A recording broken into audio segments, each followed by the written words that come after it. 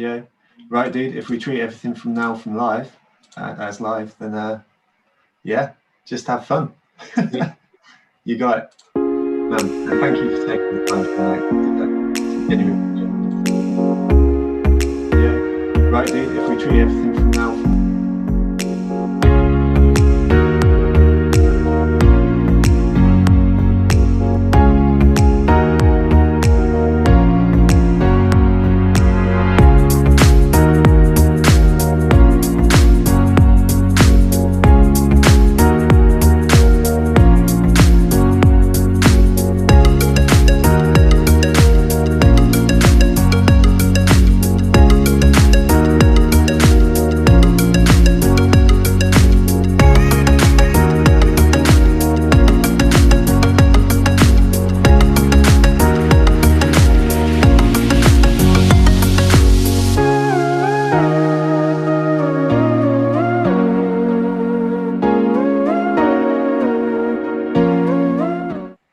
Good morning, everybody. Happy Tuesday, everyone. I hope you're all doing great.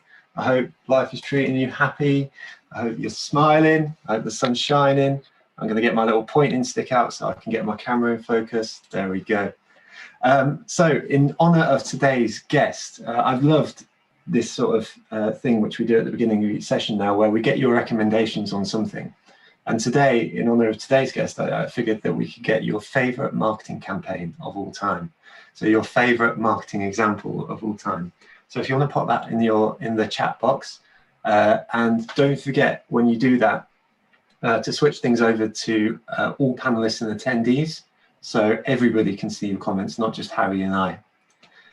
So today our guest is Harry Dry of Marketing Examples. Simply put, Harry is one of the most impressive marketers that I've come to know. Harry left his job last year to pursue his project, Marketing Examples, and hasn't looked back since. Marketing Examples is the website every marketer wishes they had written themselves. Short, actionable case studies from across the world of marketing. Harry's content is written in a way that's unique to him, but is also a celebration of someone who's taken the time to master our subject, but also a number of skills within it. Copywriting, an attitude of giving, design and repurposing. These are all things that Harry does better than pretty much anyone I know, which is, absolutely outstanding. In effect, Harry is someone who does something that the rest of us probably say that we do, if we're honest, but then does it with an incredible amount of empathy, patience, and skill. Today's session has been sold on the basis of how Harry built his email list to over 38,000 people in just over a year. But he's already given me a preview of his slides, and you can see that on the title slide, it's already moved up to how he's built his list to over 42,000 people in just over a year, which kind of gives you a taste of the velocity in which Marketing Examples is growing. This is important because even though the year may be 2020, email marketing remains as relevant as ever. And while this is important, also important is the thought that how you earn that information that folks give you over the course of time is also still really relevant. You need to earn that right, and Harry's done that incredibly well, and I'm looking forward to hearing his story on how he's done that. Today's session will run with a short presentation, and then there will be ample time for Q&A. So the thing that I just ask is that you get your questions in nice and early using the Q&A feature. That's also found down below in the little area. If you find the Q&A feature and get the questions in there. And if you see any questions that you like, give it the thumbs up feature. I'll be looking forward to grilling Harry in a little bit. Don't forget to use the thumbs up feature, and also, as I said, to switch things over to the panelists and attendees within the chat so everyone can see what you're saying. Finally, I want to thank you all. I want to thank you all for being here, and I also want to thank the sponsors for enabling us to do what we're doing. They've all been unbelievable right throughout the course of this year. And the pleasant thing about it, especially, is that, today's session, we had like over 750 signups for today, which shows an incredible sense of momentum behind the community as well. And we wouldn't have been able to do that if it wasn't for the sponsors supporting us over all this time. So I just want to say a big thanks to Content Cow, Pitch, Fiverr, Redgate, Cambridge Marketing College, Ledo, Brand, Further, Third Light, and Human. All I'll ask is that I'm going to send a follow-up email after this session. Now, hopefully by the end of this session, you will be informed, you will be entertained, you will be inspired. And all we ask in return is that you say thank you to the sponsors. We'll link their LinkedIn profiles right there. Just take the time to say hello to them. So, Harry, that's my introduction done, my friend. So it's over to you. All right, awesome. Thank you very much, Joe. That was a far too generous introduction, and I've got no idea how I'm gonna live up to the hype, but I'll give it a go. Okay, so about 18 months ago, I was working as a web designer in a company in London. And if you said today I'd be doing a talk about growing a newsletter or a business, I guess, to 42,000 subscribers, I wouldn't believe you. I'd have thought I'd still be doing, the same web design. So it's a real privilege to be here, and thank you all so much for coming, and big respect to what Joe's built, getting so many people here. I really do appreciate it. Okay, so quickly about me. As I said, I was working as a web designer, and that meant I looked at loads of design inspiration websites. So that's sort of like Pinterest for web design. And I realized that there's so much of this stuff for design, but there was nothing like this for marketing. So I thought, I'm going to try and build like the sort of Pinterest, I guess, for marketing. And it was perfect because it didn't require any upfront work. So I started this website called marketingexamples.com. It was originally going to be called Marketing Burger Van, but I'm really grateful that I ended up spending £1,000 on to get the right domain. And the beautiful thing about a content business I found is that you can start it from day one. So I'd work in my job as a web designer, and then on the evenings and the weekends, I would start writing articles. And after a couple of months, the website got sponsored by Email Octopus, and they were paying me £600 a month. Not matters at the time, but that was enough for me to say, I'm going to leave my job and go for this. So 18 months later, it's done quite well. And I'm going to break down how I grew the email list, basically the newsletter, a crash course. Here we go. So I want to keep things really simple. Growing a newsletter for your business, for personal, whatever it is, it's the same two things. It's people seeing your work. How many people can you get? Yeah, people seeing your work, and conversion. How many people are signing up? So it's that simple. Those are the two numbers, and it comes out with newsletter signups. So we'll look at both of these like variables, I suppose. Okay, so how do you get people to see your work? Well, for me, the mistake people make, with their newsletter is they'll write their newsletter every week, they'll host it on Substack, or if you're a business, it will just sit kind of at the bottom of your website or whatever, and you'll assume people find out about it. You'll assume people sign up, but obviously that doesn't happen. So my kind of secret, I suppose, not really a secret, it's very obvious, is my newsletter would be my content marketing. So I'd finish work, get back home, I'd write my articles, and then they'd be my newsletter, but I'd also share them with the World Wide Web.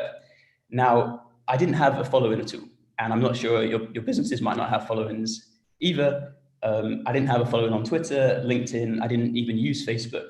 So how can I share my content? It's a big thing. And I started out on places like Reddit, and I joined a bunch of marketing Slack groups and indie hackers. And the best thing about these kind of platforms here is that they're a level playing field. So there's no follower count. You're judged on the quality of your content. You don't have to have 2,000, 3,000 Twitter followers to make any kind of impact. And I wrote an article, my third or so article, I wrote about a company called Nomad List. And I shared it, and I think a few people atted the founder of Nomad List. His name's Peter Levels, and he quite liked it, shared it on his website, and I had my first kind of 50, 100 subscribers from that one article. Okay, let's get a little bit more technical. So this basic operation I had in the early days of just write something, share it on Reddit, try and maybe email it to a few marketers. Really, really simple. Has over the last 18 months morphed into something a bit more complex, or a bit better, I suppose. So let me explain. Firstly, you find my target market is marketers. So I found all the different places where marketers hang out online. So there's a bunch of Facebook groups, OK Dork, SaaS Marketer, Charm Offensive, etc., etc. There's a bunch of Slack groups, Marketers Chat, Online Geniuses, a bunch of Reddit communities, and then Zest, Indie Hackers, Hacker News, Growth Hackers, etc. You find all these places, and then I ask myself the question, how can I add value, or how can I hit people directly on these platforms? So you can't, adding value isn't just dumping a link. You've got to kind of, people are busy, so you've got to wow them on the platform they're already using, or you end up getting ignored. So what I would do is I should say there's no one size fits all formula for this. So Facebook is different to Twitter, is different to Reddit. So I tailor my content to each of these individual platforms, and I would share in full on every platform. And then afterwards, I'd say, if you enjoyed what I've wrote, would you like to join my email list? I'll just show you this in action now. It's a little video. So this is Twitter, and I'd write out my article as a thread on Twitter. It's quite fast. And then I'd say, Reddit, same principle. And then I'd say, would you like to join the list? Indie Hackers. So this is one article about 17 copywriting tips. And instead of just sort of having it on your newsletter and it just living there, I would basically beam it all around different holes of the internet. And this then also morphed into Instagram and LinkedIn. So I realized, like, I have a LinkedIn and an Instagram page now for marketing examples, and I could just post a link to the article, but who's really going to click that? So I turned my posts, my marketing content, into Instagram carousels, I think the term is, and LinkedIn slideshows. And that's basically a way of putting my whole article on these specific platforms. And the distinction here is, it's not about getting people to my website. I think that's what a lot of marketers think, that you've got to get them to your website, but content these days is consumed on LinkedIn itself, Twitter itself, Instagram itself. So my philosophy was just wow people where they are. And then obviously I kind of back this up by saying, hey, would you like to join the email list? The whole process of sort of repurposing content, if you like, is about 4 hours. So I'd make the content, and then I'd have to turn it into a slightly different format for each platform. But once you've got the content, it's not too hard to do this. Okay, so then that was what I do for longer form sharing, but there's also shorter form sharing. So platforms like Facebook and Slack, you can't really put your whole article on these platforms. So what I do is I break my best tip out of each article, and I'd share that isolatedly on, well, not even a word, sorry, but I'd share that on Facebook itself. So here I have a tip about Apple's MP3. No one cares what you can do, everyone cares what you can do for them. And I shared this in the SaaS Growth Hacks Facebook page, and then I'd link my website and my Twitter below. And okay, and then I do the same on Slack. Now, what you kind of end up with is this place where you create value on other people's platforms. So Designer News, LinkedIn, Indie Hackers, Twitter, etc. And then my whole kind of goal is to sort of transfer this down to my own platform. And then you store the value with your email list. The email list is the kind of gold bar in the bank, if you will, because I'd say, why email? Well, you read a blog once, you might read a website once. Let's say you run Ahrefs' website and you like the content, but you forget about it. So you don't come back to it. It's really simple. If someone subscribes to the email list, it's just your direct line into them every single time. As well, it's the only platform you truly own. So there's so much, I'd say, new media rise and fall. Email has been around longer, it will survive longer. I think a lot of people grew audiences on Medium, and then suddenly Medium paywall their content, and a Medium 10,000 followers on Medium is much less valuable. And with Twitter, you might think, oh, I'll grow my Twitter following, but with Twitter's stance on kind of, what's it called? Data, or no, taking down posts or what have you. Parler is a new platform which has kind of started. I have no idea about it, but it wouldn't surprise me if in 5 years it had 30%, 50% of Twitter's share. So email is why no one can take that away from you, I suppose. And this was about a couple of months ago, but across all my sharing, this was roughly what it would look like. So Twitter, where I wrote my Twitter threads, and I'd link the email subscribe at the end of all the threads, had the most signups, and then Reddit, Indie Hackers, Facebook. That's the rough breakdown for where I get my new subscribers from. And I want to just make a quick point here, because the best self-promoters, I guess I promote a lot of my content. I'm a self-promoter, but the best self-promoters aren't really self-promoters. They take the time to become genuine members of each community.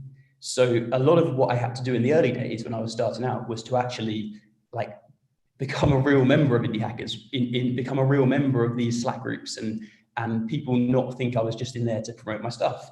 I think that my line I think it resonates a bit with the marketing meetup as well, but my kind of line would be content sharing. It's a positive sum game. The more you can do for other people, the more they'll do for you. And this is an example of this. So in the early days, I was always trying to get the word out there. So someone wrote, I want to get better at SaaS sales and marketing.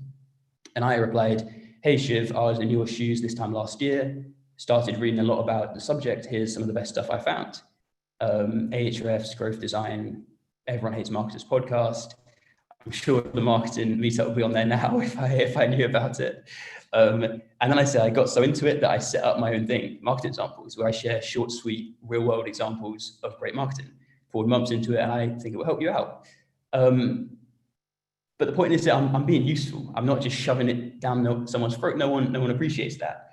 And a big thing in my kind of early days was the importance of making friends. So how does your newsletter grow?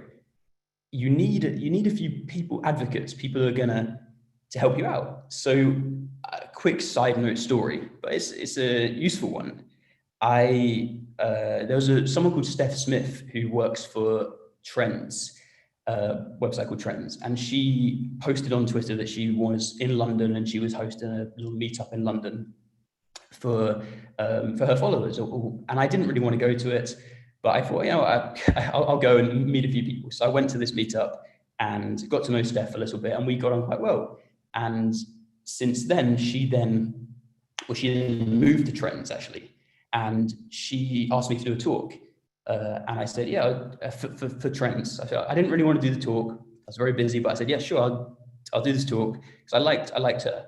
So anyway, little did I know that this Trends is run by a company called The Hustle. So The Hustle then mentioned this talk in their newsletter. It's about 1 million people who read The Hustle, and I had about 1,500 new subscribers in one day, which is probably my biggest day ever, just from this kind of relationship with Steph, which just started because I went to an event. And I think a lot of my success has come from, if I've had much success, a lot of it has come from hanging out with the people who read the content. Like, I always find that when someone emails me saying that they liked an article and I write a detailed reply back and kind of give them a bit of help or go into detail, it's always the same people who end up shouting out or end up recommending the site later down the line. There's such a correlation there. All right, let's push on. So the second part of this formula is you've got to get people to look at your site, and they've also got to convert. So I think this is really, conversion I think is really underrated. It's the biggest lever you can push, because I can't stress enough how much easier it is to times your conversion by 3 than times your web traffic by 3.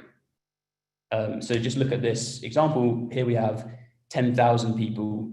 Let's say you've got 10,000 people looking at your website and 1% are converting. So you have 100 new subscribers to your email list a day.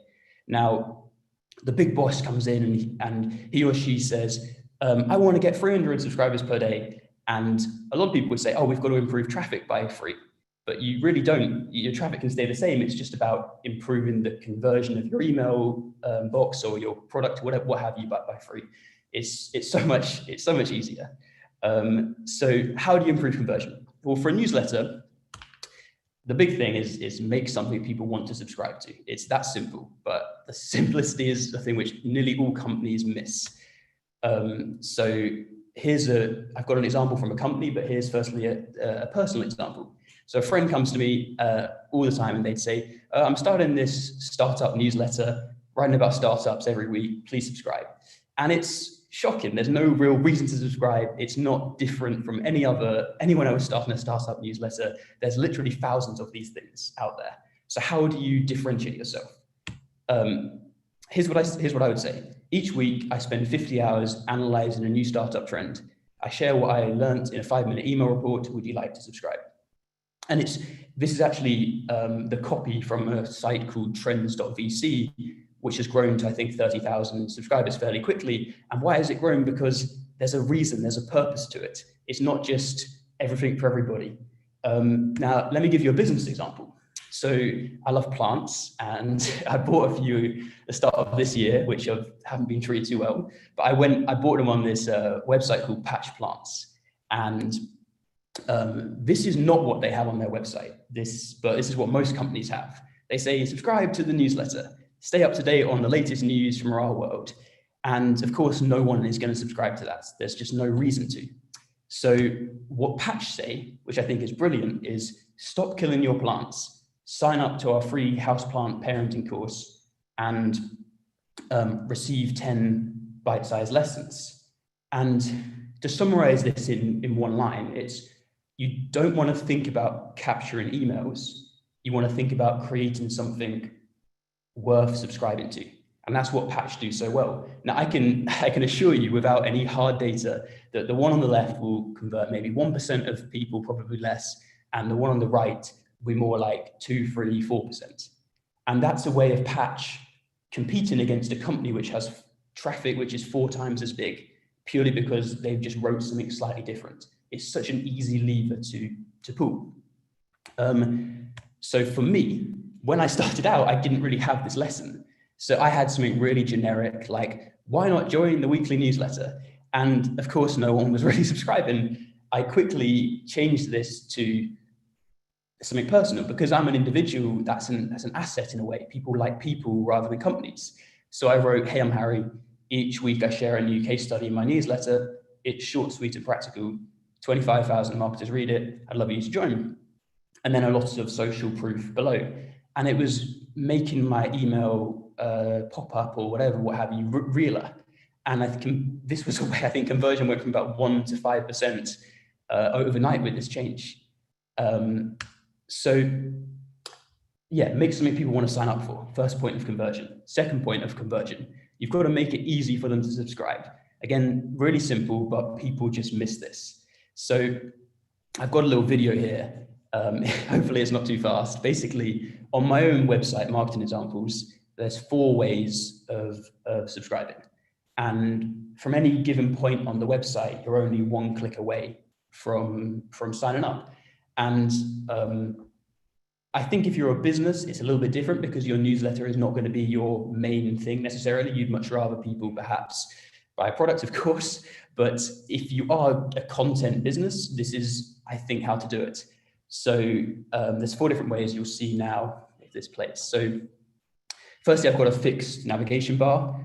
Secondly, at the end of each article, I'll ask people to subscribe. I've got an exit intent pop-up, which comes up.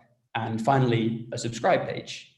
And it's not rocket science. The more sort of times people see these subscribe boxes, the more likely they're going to subscribe. And the beauty, finally, of this subscribe page, number 4, is that, I said earlier in the talk that I'm sort of creating all this value, which I don't really like the word value, but I'm creating all this value on other platforms, Twitter, Indie Hackers, Reddit, Slack groups. What I do is, at the end of that, I'll say, hey, I'd really appreciate if you join the email list. And then I send people directly to the subscribe page. And it's just straightforward, boom, they're in. Now, it's again, sounds really obvious, but if you do want to grow a newsletter, that fourth step, actually having a dedicated subscribe page, makes your life so easy, because otherwise I'd be sending all this traffic to my website, but they wouldn't actually be signing up. They'd just be reading the articles and whatever. And the beauty of wowing people on Reddit, I've had articles there with 6,000 likes or upvotes, whatever you call it, and people are already sold. They already love your content because you've given it to them exactly how it is in the newsletter. So all you've got to do is just say, hey, sign up here. That's why my conversion on my site is so high, because the quality of traffic I'm sending, they're already sold on Market Examples. They just want to join the party. Okay. So I've done this whole talk and I said, how have I grown my newsletter? And I've talked about getting people to see your stuff and conversion, the two most important things. However, all that stuff's clever, but the real reason why my site's grown is because the content is really good. And that sounds a little bit arrogant, but it's what I kind of pride myself upon. So good content means, firstly, more people see your stuff because people are sharing it, and also obviously it improves conversion, because if people like your stuff, they're gonna convert. Now, you've got to stand out somehow. So how have I stood out? Because when I started in marketing, as I said, I was literally had no knowledge about marketing whatsoever. I worked as a web developer, had no marketing experience. I didn't have any connections in marketing. I really didn't know too much. So how have I managed to make my content stand out? I thought about this the other day, and I thought, all I've done, not all I've done, but I put in a ridiculous amount of effort. I've just won on effort. I'm like the football player who's not, I'm like a bit like James Milner. If you're from England, you probably know James Milner. I run up and down the pitch a lot, and that makes my lack of ability, it masks it, because I'm just working, I'm putting in so much effort into each newsletter. So I got an example of this. My new article coming out today or tomorrow it's about Twitter, and I've made a little handbook. I've called it my Twitter Inspiration Handbook.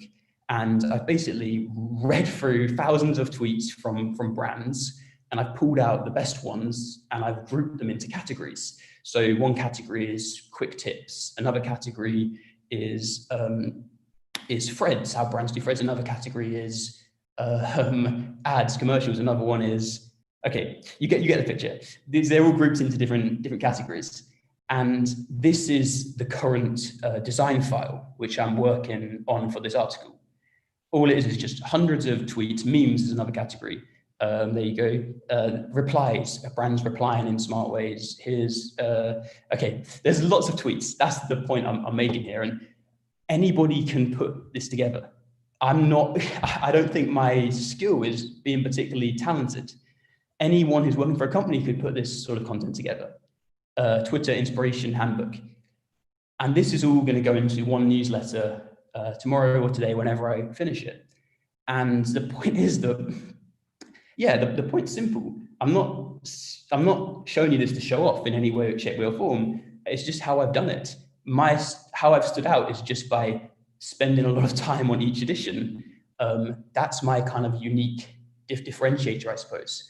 And okay, so the idea I have is you should treat yourself a little bit like a musician. And even if you're a company, I still stand by this, because so many company newsletters suck. So there's a misconception that content doesn't harm you. I disagree. I think that if you're a company or an individual and you write 2 bad newsletters in a row, you've just lost all that potential energy which you've built up. So my goal each edition is, how can I make this better than the last one? How can this newsletter even be better than that one? How can it be better than that one? And you just keep compressing this spring where people want to support you. Okay, so getting near to the end of this kind of scattergun talk, one thing I haven't mentioned is which has really helped me, is how I kind of create loops between the different platforms. So I have a large following on Twitter, which I started out on. That was the platform I began on. And then I had the newsletter, and I didn't have any presence on Instagram or LinkedIn. And I thought, how can I kind of tie this spider's web together to propel myself on these other platforms?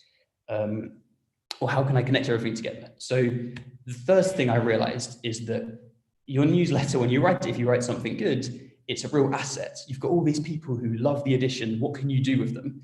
What can you ask them to do? So here's an example from, I wrote this article about 17 tips for great copywriting.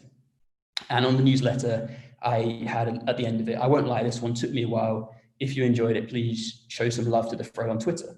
So I'm sort of connecting the newsletter to the Twitter. People then retweet the tweet on Twitter. And then in the article as well, on my actual website, I'd say, if you enjoyed this this article, perhaps like or retweet the thread on Twitter. So this thread on Twitter kind of blows up in a way. And at the end of this thread on Twitter, then obviously I've got my newsletter call to action. So you sort of link these two platforms together. And then when I was starting on Instagram, I had this sort of kind of dedicated following on Twitter. So I'd say, I just said openly, I'd love you to follow the Instagram page. So I get about 300, 400 and a little start on Instagram. Another way I do this is email. So this is my welcome email. You sign up for Marketing Examples, this is what you get.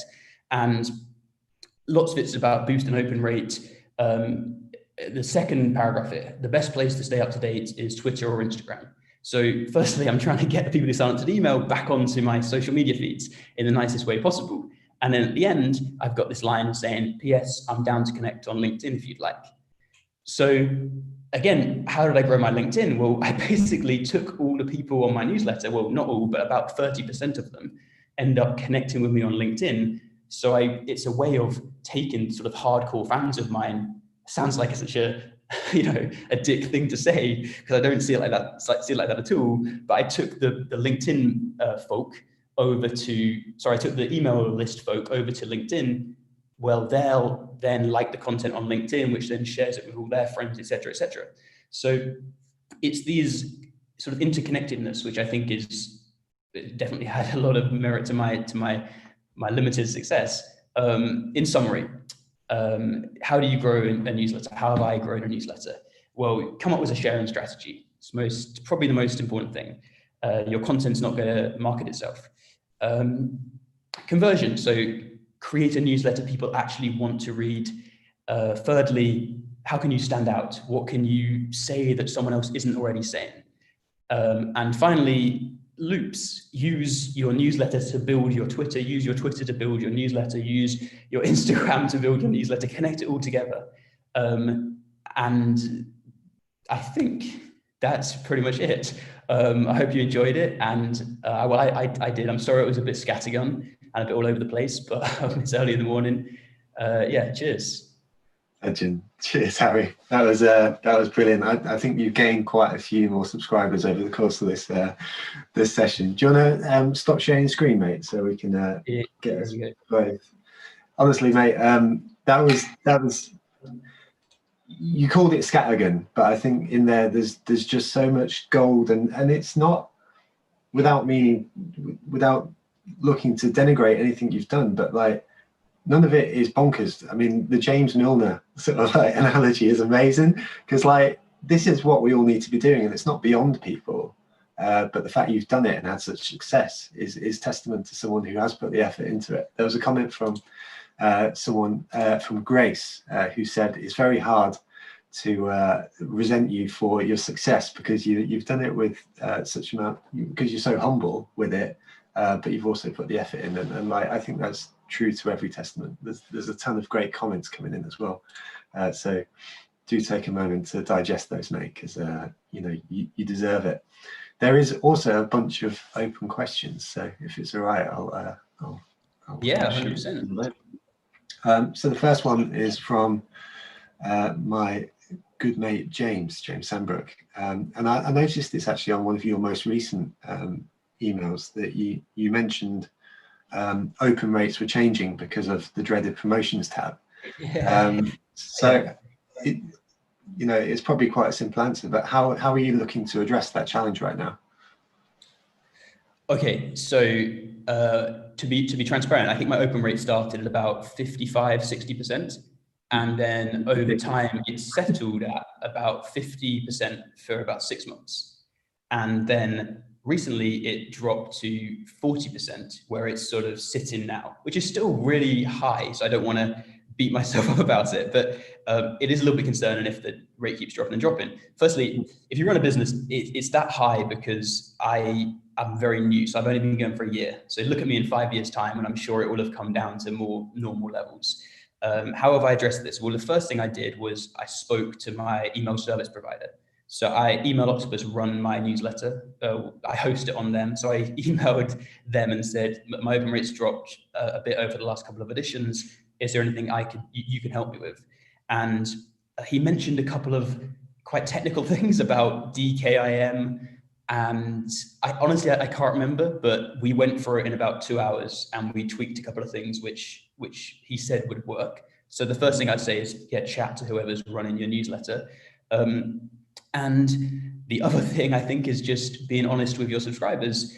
Hopefully a lot of people in the newsletter do like the newsletter. And when I say to them that, look, this might end up in the promotions tab, they'll drag it to the primary or they'll whitelist me. So I'm hoping that the next newsletter, that's happened. And finally, I think in my welcome email, obviously, I say to people this is, kind of get in before it happens is what I would say is best advice. Nice. I love that. And that speaks true to both the technical side of things, but also a very human side of things, which is, just being honest with folks and having those conversations. So one of the most striking things I think about the talk and your process is about the identification and the finding of folks to speak to go off other groups. So how did you go about, I've done the exercise, so I actually read your blog post on how you built your list a little while ago, which was the reason why I asked you. And in there you showed the graphic, which you showed today, of all the different channels and all the different groups in it. And I actually went out and I tried to replicate it myself. I was completely inspired, so mate, absolutely smashing it. But one of the things that I found quite difficult was that, say, for example, when I went on Facebook, then, I'd type in groups of marketers or words to that effect. And there would be a bunch of, groups with thousands and thousands and thousands of people, but very low engagement and that sort of stuff. So how do you go about identifying groups that matter and that sort of have that engagement? And almost, do you have the idea that your content stands on its own 2 feet so well that actually even in those groups which are heavily populated that you're going to stand out anyway? Okay, so the first part of the question, I think I would say the first person to say that I make everything up as I go along. So when I started out, a friend told me that Facebook groups had lots of marketers in. So I heard this and then I asked him, what Facebook groups, where? Show me these groups of yours. So he listed about 3 or 4. And from these 3 or 4, I kind of followed the breadcrumbs and found about 20. But I quickly realized, this was in my first month, when Facebook groups were I thought they were great, a whole new way of reaching people. But I quickly realized that, as Joe said, 80% are pretty dead. So I just stopped posting in them. And I think there's about 6 or 7 on my slide, which is somewhere on my website as well, which actually do have good engagement. As well, the thing in these groups I've realized is people don't like self-promotion in these groups. You're not really allowed to self-promote unless you kind of offer stuff yourself. So I'd never link an article. I'd never talk about my own website. It came to the point actually where I'd made all these quick tips and I would just share them and there's not even a reference to market examples. And then underneath someone might write, I saw this on the market examples site, and then they link it for me. So it takes a lot of work, but fortunately, because I'd left my job, I had the luxury of time. And I'd say if you're a business and trying to sort of replicate or try and grow your business newsletter, you really should give someone the freedom to explore all this stuff. Because if I said to my boss when I was working at the web development company, I want to start a newsletter and you've got to give me a day here because I'm just going to join loads of Facebook groups and something might not happen from it. They just say, no, do the work. But it all kind of connects and it does have an impact. I love that. No, you're spot on. And I think there's a short-termism trend in marketing that goes on. You need that thing that delivers today. But you're a testament to someone who's taken the time. And I think the words that you used in your talk was about actually becoming a member of that community. And that only comes with time, comes with effort, comes with connection, and we're all human beings, so we don't like jumping in straight in. It does take time, so good on you. There's a question here from Victor, who asks, do you or did you look for feedback on the type of content your subscribers want to receive? Not so much the format, but maybe the topics. If that's the case, at what stage do you sort of incorporate that into your research? So I've got to say, Victor, I think the name was, my operation runs well because I've got an elder brother. And what happens is, this isn't so much about the topics, this is more about how I create the content. And basically, I'll show him what I've got. And the key to good writing, I think, is cutting. So there's a quote by James Clear, which is twice the examples and half the words. And that's how you improve your articles. And for marketing examples, it's very much like 10 times the examples and 10 times fewer the words. So what my brother Tom does is he comes in, I'll show him this like 2-page Google Doc, and he'll say, yeah, we've got to reduce this to half a page.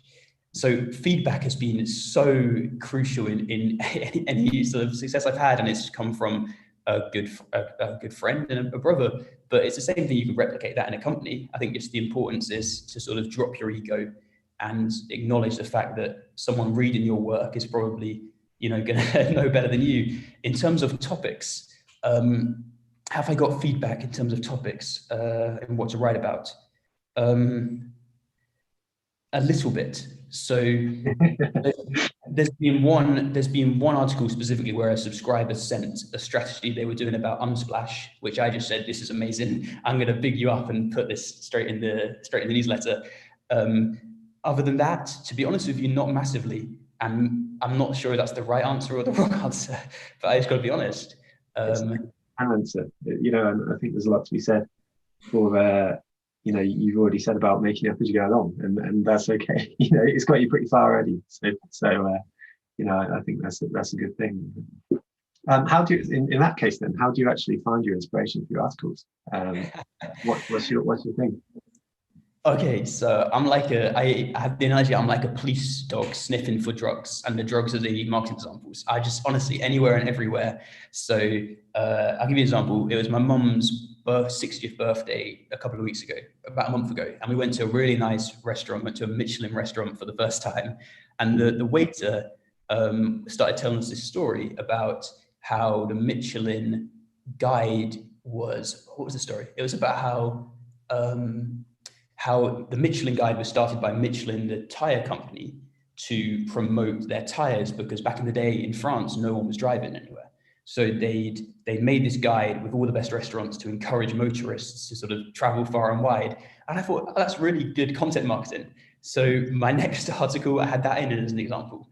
I also think that your sort of creative outputs are so heavily linked to your, I sound like such an idiot, creative outputs. I don't mean that. You're good. Your outputs, right? They're so linked to your inputs. So I try and read a lot of books. I try and get a lot of inspiration from Twitter. I get a lot of inspiration from LinkedIn, from everywhere and anywhere. And I'd say that I'm a professional thief. So this article, I'm doing this one about a Twitter handbook. I saw someone do something a little bit similar. They did a thread of 7 tweets showcasing different styles of tweets. And I thought, that's a really good idea. I'm going to take this to a new level. I'm going to do with 20 different styles of tweets, and I'm going to come up with 4 best examples for each tweet. So honestly, I just look around and see the best stuff and then try and, how can I improve this? It's kind of the attitude. Let's apply the James Milner methodology to good stuff that's already out there. I like that a lot. So you've already mentioned, so I know that you're a bit of a copywriting guy, and you've mentioned the quote about more examples, less words. Do you have any other tips for copywriting? I mean, you've already read 17 tips for copywriting in your particular article, but do you have anything that runs through your mind in particular when you're writing your articles or social stuff that maybe if we take articles first, because I think it will be different for social. So when you're writing your articles, what's your copywriting things that are running through your head? When I'm writing myself, right, first. Yeah. Okay, I have got some tips lined up, but firstly, I found that a lot of my best articles are stories in a way. So I'll have the first, if you're sharing on LinkedIn and Twitter, you've got that little first bit people read before they click see more or before they read the second tweet in the thread. And I think that this tweet or this little opening gambit paragraph is so important. And I think what I've realized is, so I had an article about the marketing genius of Lil Nas X, and it was about how this rapper called Lil Nas went from his mother's couch to breaking Mariah Carey's record for the most weeks at #1. And there's an point A and there's point B, really far apart. And then how do you get from A to B? So I sort of present A and B and then say, look, I'm going to show you how did this happen? That's the next point. And then I'll give you another example of this. I said a story about how Nike, how Andrew Schultz, a comedian called Andrew Schultz, how Andrew Schultz kind of exploded a bit as a comedian. And it took them from point A, him being rejected by every comedy network, to point B, which is his YouTube channel now getting more views than Comedy Central. And these 2 points are so far apart, I present them straight away and I kind of say, I can't remember exactly what the words were, but I kind of set this up and then say, I'm going to show you how this happened. So people love stories is the first thing I've realized. In terms of copywriting tips specifically, I'll give you the top 3, okay, quickly. So my favorite one is write the title only you can.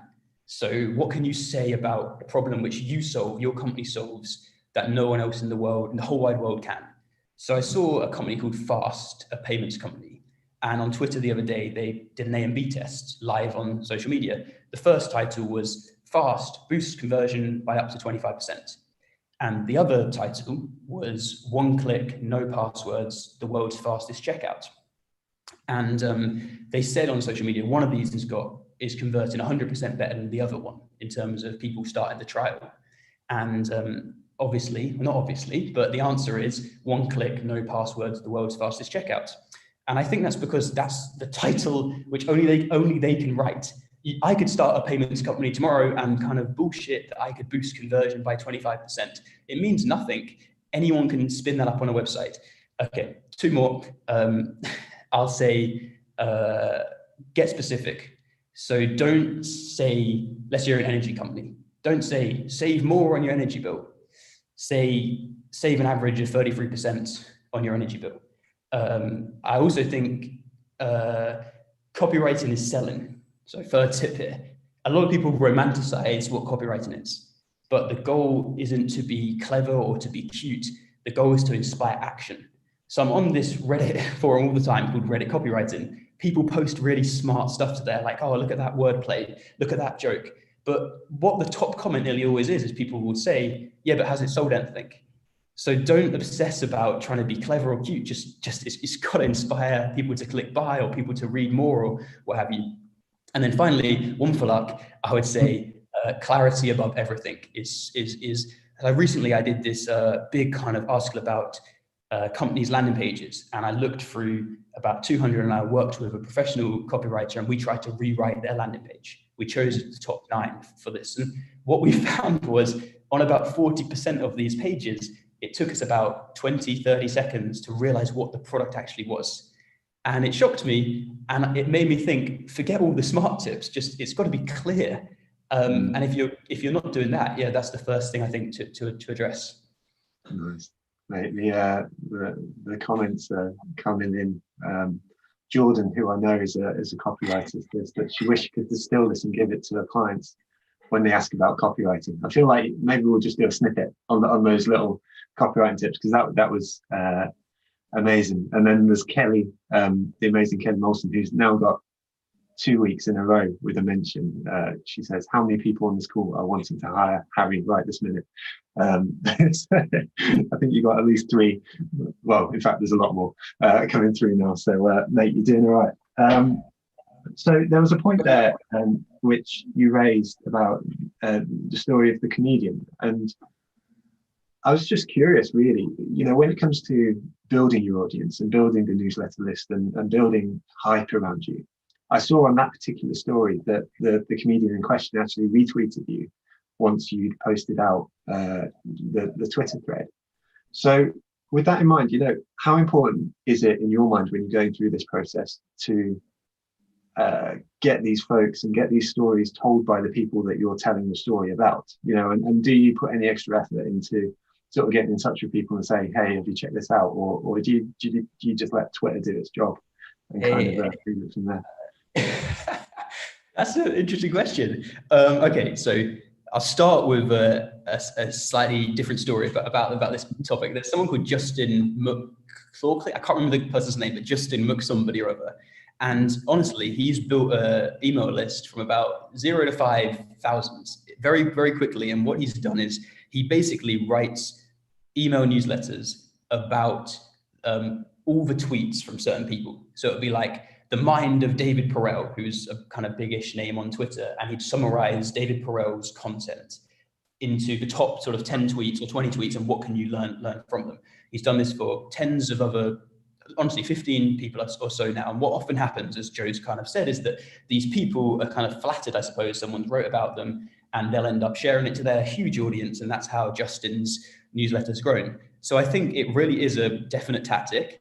For me, in the early days, I was always really keen for people to share it. And then I kind of just thought to myself, I don't want to be atting people underneath these tweets saying, hey, Andrew, check out this article I read about you. Although I'm sure from a marketing perspective, it's maybe better. So, but what I realized is that fortunately, other people at the people for you. So how Andrew Schultz ended up sharing this article was lots of people in the comments wrote, Andrew Schultz, big respect, or something along those lines. So then he saw it and he shared it. And I think, funnily enough, if I tried really hard and I was messaging him and emailing him saying, share my article, he'd probably be less likely to than if he got it organically. So I don't force it too much. Nice. I love it. And, it works. I think, there's so many people who are just completely impressed. We've got about 7 minutes left. So I want to spend a little bit of time, if you don't mind, just speaking about marketing examples and where it goes. So the top question that's sat in the Q&A right now, and actually this is the one that it's the one that I get all the time as well about the marketing meetup as well. So I kind of feel like we're in the same boat here. But Jake asks, and you feel free to sort of skip over the question if you want to, but he says, I know this shouldn't be the primary focus, but how are you monetizing, marketing examples, and what's the business model into the future? So he suggests affiliates, newsletter sponsors, etc. But I think he's just curious. Great question. Really good question, and it's the burning question on my mind as well. So currently, to be really honest, I make $3,300 a month from a sponsor, Ahrefs, this kind of this sponsor company, SEO company. And for me, you've got to remember that I started as a web developer, web designer, and now my business is making as much as I'd make in my salary, which is, I don't take it for granted that that's happened. Like, I don't always think the next thing. I'm delighted. And I got an email from the Ahrefs CMO the other day saying, we'll keep up going at this rate for as long as you'd like to. So firstly, okay, so then here's my answer, my actual answer, because 3,300 is lovely, but hopefully I can make a bit more. So what I've thought is that Dave Gerhardt, who a marketer I really respect, said that, actually, let me phrase this correctly. I had to earn my stripes as a marketer. I was very much a nobody. So I've been going for a year and a half, and I've never tried to sell anything to anybody. Nothing. That's been just a sponsor on the newsletter. And I think that I had to go through that. I think that if I tried to jump in month 2 and say, hey, I've got a course, people would, shrug their shoulders and say, oh, he's just doing this to sell something. I think that, look, the longer term play next year, there probably will be some kind of paid material, but haven't thought about it too much. I think my mind's very much on the present. My goal this year was to get 50,000 newsletter subscribers, and I'm on 42, so 8,000 to go by Christmas, and take it a step at a time. I think that actually, last point, because I'm going on a touch, but I thought to myself that if I can make the best kind of marketing content out there, I won't have to worry about monetizing it. It will come, it will happen, it will be natural. So that's been my focus, has just been, how can I kind of blow people away each week? And hopefully when I end up trying to make more, it will happen. No, I think you're doing, an amazing job. And there's in the comment section, we've got Hannah, Abigail, Charlotte, Camilla, Prince Will, James, all saying that they're now subscribers, and there has been throughout the course of the session as well. So I think, hopefully we'll be doing our bit to help you contribute towards that. I know that you're also a student of marketing. You spend a lot of time reading, to use your analogy, the sniffer dog of both marketing examples, but marketing theory and stuff like that. What are the top resources that you've been using recently, and or even the ones not even recently, just the ones that have struck a chord at any point during your sort of progression as a marketing person? Okay, so I think the best book out there is Hey Whipple Squeeze This, is the book which I just thought, it's just marketing examples. It's every page is a new ad, a new example, and that's amazing. It's more about kind of ads and copywriting, I suppose, but it taught me a hell of a lot. So I'd really recommend that. There's also a book which very few people have read called Junior. If you type into Amazon, Junior Copywriting, it's a blue book, which I wrote. So I wrote an article, 17 copywriting tips. And for that article, I read a lot of stuff on copywriting. And this book was one which I just kind of took, I guess. Took's the wrong word, but I used that book a lot for inspiration when I was writing that article. I know Joe actually had this person on the marketing meetup. Louis has got Everyone Hates Marketers podcast. And I really like it because he's refreshingly blunt. He's just so to the point. It's not like a kind of, I don't know. I listen to that a lot. What else? I mean,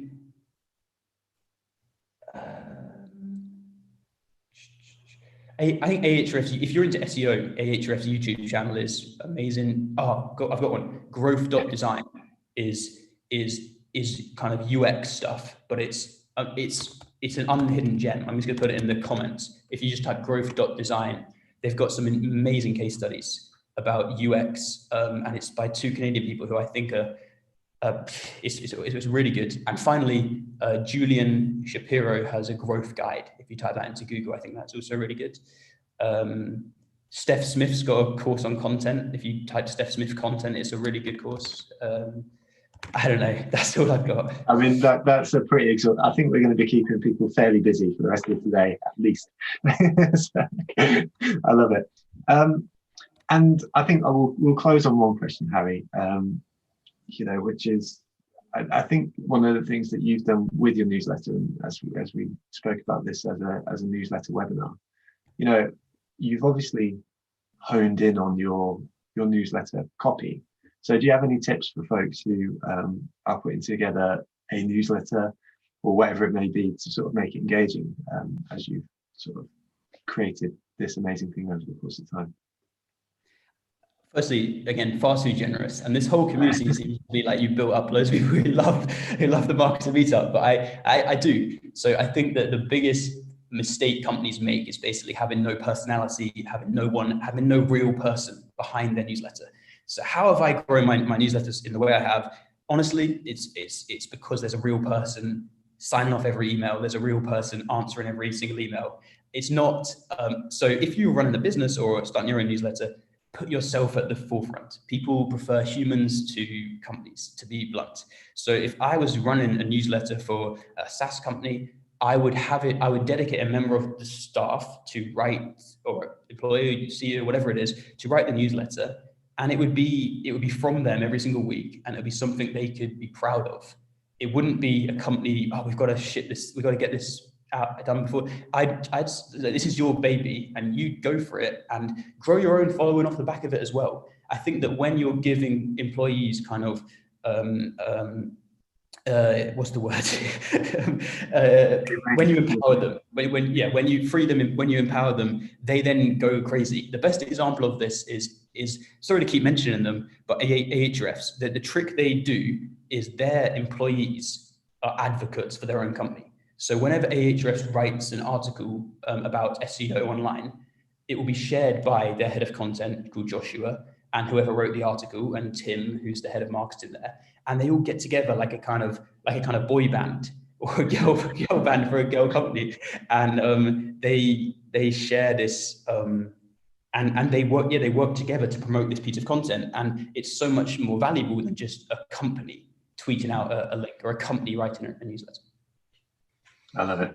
I think that humanity point is something that runs through again and again, and whether it's one of your style, which is one of empathy, or writing for a person in front of you, then that's all absolutely spot on.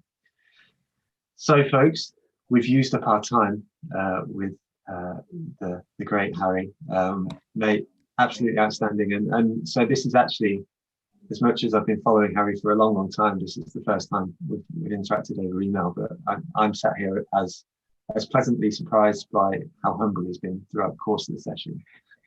Also, thank you all so much for engaging in the chat feature throughout. I hope that you all feel like you get the opportunity to sort of chat with each other as well.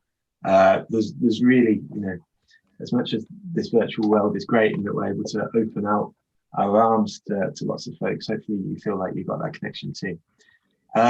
Two things from me. The first is, or three things. The first is please do take the time to share on LinkedIn about today's session, how much you enjoyed it. Follow Harry on LinkedIn, Twitter, wherever it may be, or subscribe to his newsletter. Secondly, if you could thank the sponsors, it really does make the world of difference. There's well over 250 people still on the call listening to this outro. So if 250 people were to smash the sponsors today, I think we'd have sponsorship for the rest of our lives. And finally, our next webinar is actually on the 1st of December. So we've got a week break in between. So you can chill out and then we'll be back on the 1st of December. I hope that's right because I'm doing it off the top of my head. Yeah, I'd love to see you there too. So thank you all so much for being here. Harry, thank you. I can see that you've been tapping away in the chat feature throughout, so you've been able to see all the comments coming in, so that's wicked. Have a lovely day, everyone. Yeah, just enjoy it. Thank you all for being here. Thank you all very much.